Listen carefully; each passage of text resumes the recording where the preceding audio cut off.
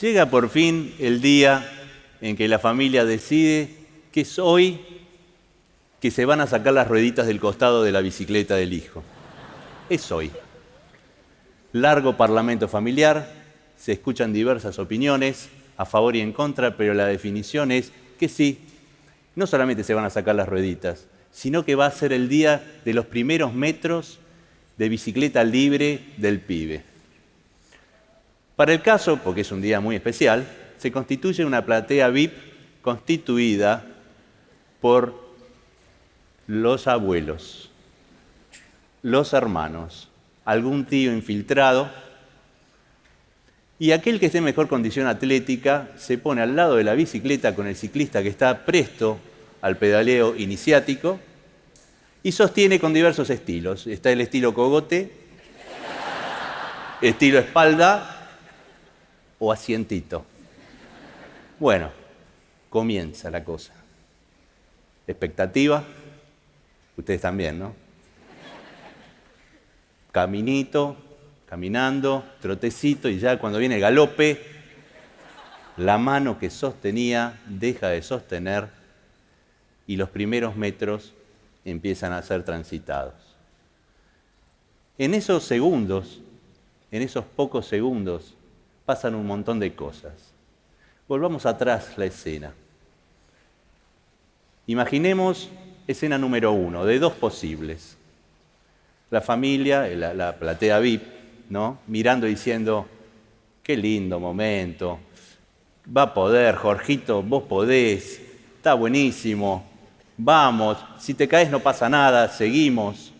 Ese clima se transita también en la mano del padre o de la madre que está sosteniendo, esa mano cálida que sostiene, que acompaña, el chico que siente ese clima que lo abraza, que lo envuelve, que le da una referencia, y cuando esa mano de sostén físico deja de sostener, hay una suerte de sostén metafísico, que hace que el chico tenga en el centro de su pecho como una luz de confianza que le otorga ese equilibrio necesario para hacer su camino. Escena número 2, volvamos para atrás. Platea VIP. Dios mío, se va a matar. Ay, ay, ay, ay. Le va a pasar lo mismo que el hermano que se estroló y se rompió la cabeza. ¿No? Dios. Ese clima en la mano que sostiene, ¿no? Imagínense la manito, ¿no? El padre, madre o tutor que va llevando, trotecito, todo eso que le conté antes, el pibe que escucha, siente, sus músculos se tensan y Dios mío, no encuentra ese sostén. ¿Quién lo va a sostener entonces? La tierra. La tierra lo va a sostener. ¿Qué pasó? ¿Qué pasó? ¿Qué se infiltró en un proceso tan luminoso como es el inicio de andar en bicicleta?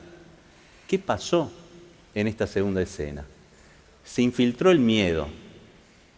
Se infiltró el miedo, se metió de colado el miedo en un proceso de fe como lo es andar en bicicleta. Y cuando hablo de fe y de confianza y el miedo que se infiltra en un proceso de crianza de hijos, también puedo decir que el miedo se infiltra en otro tipo de crianzas, y esto va para los que no son padres, porque uno cría sus proyectos y también uno cría sus sueños para hacerlos crecer, pero el miedo se infiltra.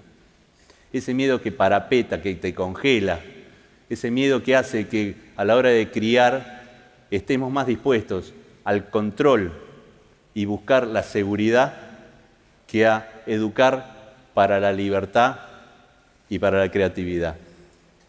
Ese miedo se infiltra y no en vano tantos autores dicen que es el miedo y no el odio el verdadero opuesto del amor. Hay que tomarse trabajo para odiar a alguien. Vos te vinculás con el que odias, pero el miedo ni siquiera te permite vincularte, te va desdibujando, va cortando, va cortando, va cortando, te va llevando a la noche, y la premisa es que la única forma de que no te pase algo malo es ni siquiera existir. ¿eh? Entonces, ¿qué pasa con los padres? Yo trabajo mucho con un grupo de padres, muchísimo, con muchísimos padres, hace años. Soy padre y les puedo asegurar que el miedo está haciendo daño y está generando una idea de paternidad cifrada, solamente en evitar el mal, evitar que las cosas malas pasen. Y se olvida promover que las buenas cosas pasen. Se olvida promover una idea de un mundo que puede tener peligros, desde luego que los tiene, nadie lo niega. Nadie dice que no hay que ser prudente en este mundo, pero que este mundo puede ser hospitalario, es hospitalario también. Hace unos años estaba en Montevideo en una charla de padres, hablando de estas cosas, y una madre me contó una escena que me pareció muy significativa.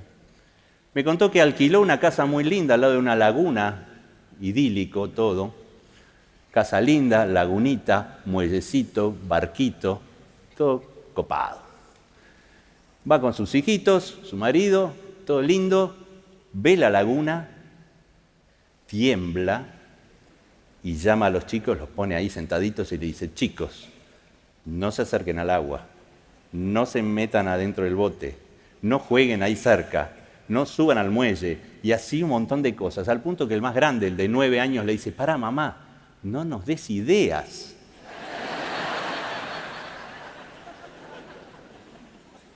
No nos des ideas. Fíjense cómo es la cosa. El miedo puede circular, el problema es cuando nos habita y nos domina. ¿Se entiende? Y el miedo es uno solo, pero tiene 1000 caras, sobre todo cuando hablamos de paternidad. El miedo tiene 1000 caras. El miedo al fracaso, el miedo de que el chico no salga tan bueno como yo hubiera querido. El miedo a la crítica. El miedo a la crítica es tremendo. El miedo a la crítica de nuestros propios padres cuando somos padres. El miedo a la crítica de los suegros, eso es duro. El miedo a la crítica de los propios hijos, eso también es duro, porque desdibuja mucho la función paterna. Y hoy en día estamos muy a la merced de que los chicos estén sonrientes y felices, y es esa nuestra meta, y no siempre es esa nuestra meta es que los chicos crezcan. Y eso a veces requiere de la paternidad un aplomo distinto, que no está solamente sometido a que ellos estén siempre auditando nuestra gestión con cara de felicidad. Por eso, en ocasiones, cuando estamos criando a nuestros hijos, cuando nosotros vemos que en ellos se replican nuestros sueños y nuestros infiernos, apuntamos a algo que es muy importante, a la alianza que existe entre nuestro bien como padres y el bien de ellos como hijos. No hay una competencia entre el bien nuestro como padres y el bien de ellos como hijos. Y si ustedes afinan la sintonía van a ver que en ocasiones pareciera que la paternidad es un sacrificio y olvidamos el gozo nuestro y olvidamos algo tan importante como es el reconocer que cuando ellos nos ven a nosotros bien, ellos también están bien.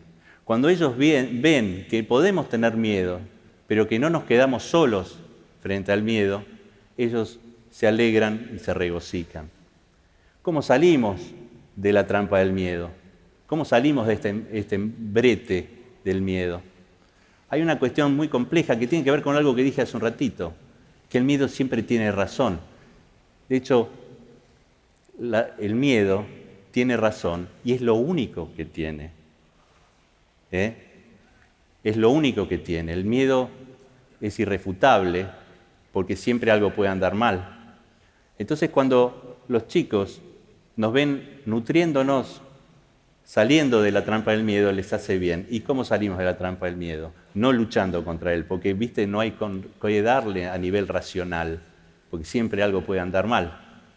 Y acá viene una comparación, porque lo que yo creo que nos ayuda a salir de la trampa del miedo es la confianza.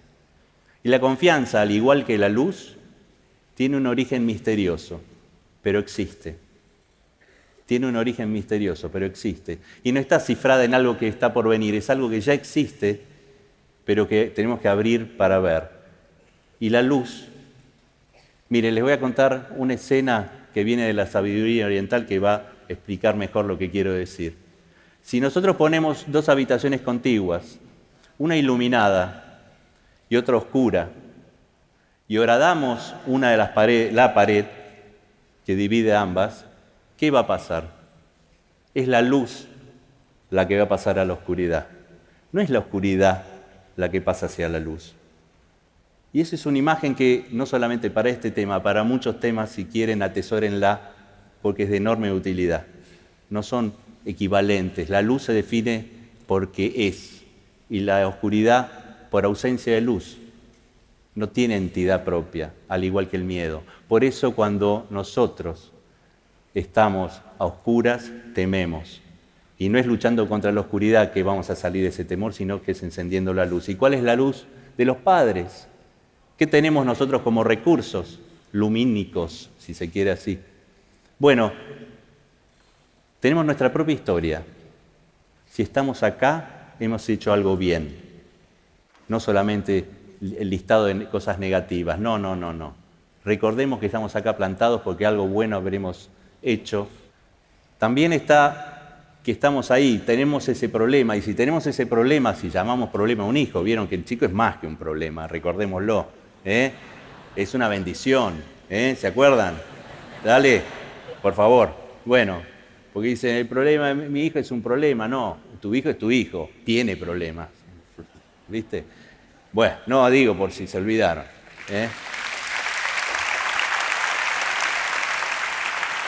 Entonces, cuando nuestro problema, digo, nuestro hijo, está ahí. Cuando nosotros iluminamos desde lo que somos. Y desde lo que somos significa no solamente lo que hacemos por ellos, sino lo que hacemos también por nosotros. Y parte de nuestro recurso es tener prójimos con los cuales compartir los miedos. ¿Saben qué? Cuando tengan miedo, no se peleen contra el miedo, compartan, hablen, digan. Sí, me da miedo. A mí también se terminó el miedo, porque estamos acompañados. ¿Por qué? No sé. Ocurre. Cuando estamos acompañados, dejamos de tener miedo aunque el mismo problema siga ahí, aunque los mismos fantasmas sigan ahí. Cuando los chicos nos ven bien, ellos están bien. Y cuando nos ven bien, quieren ser como nosotros. ¿Y qué quiere decir que quieren ser como nosotros? ¿Que quieren ser exactamente como nosotros? ¿El hijo del doctor quiere ser doctor? ¿El hijo del arquitecto quiere ser arquitecto? No. Quiere ser como nosotros en espíritu. Tiene un modelo importante al cual aspirar. No como ahora tantos adolescentes que dicen, yo no quiero crecer, pero flaco, tenés 35. ¿Viste? No, porque no quiero ser como eso en que se transformó mis viejos, que están amargados, que están preocupados, toda esa historia. No. Una buena vida para nosotros, pero una vida buena en el sentido integral, que quiere decir incorporar que si nosotros como hombres, como mujeres tenemos problemas, nos la bancamos. Nos la bancamos y con amor. Y recordar esto que decía hace un ratito, recordar nuestras virtudes, no solamente señalar defectos. Y cuando hablo de chicos que quieren ser como nosotros, grandes en espíritu, hablo de tierra prometida. Es la mejor vacuna contra los problemas del camino, tener una tierra prometida. Es la forma de atravesar el desierto que tenemos como hijos, el tener una tierra prometida. Y la tierra prometida son los padres.